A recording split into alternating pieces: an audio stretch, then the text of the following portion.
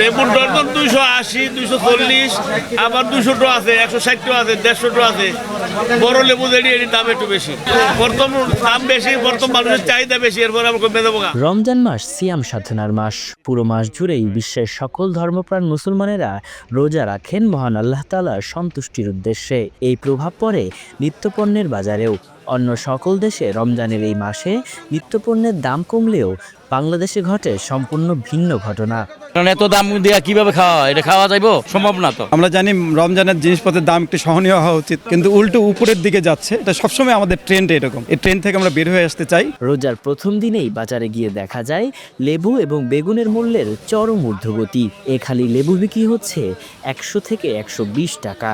40 টাকার বেগুন এখন 80 থেকে 100 টাকায় বিক্রি হচ্ছে। বেগুনের দাম অনেক বেশি, হঠাৎ করে বেড়ে গিয়েছে। বেগুনের দাম 40 টাকা 50 টাকা করে ছিল, আজকে হুট করে 80 টাকা করে চাচ্ছে। শসার দাম ছিল 60 টাকা 70 টাকা, এখন 100 টাকার নিচে শসা দিচ্ছে না। তো এটা মানে অস্বাভাবিক এবং অপ্রত্যাশিত।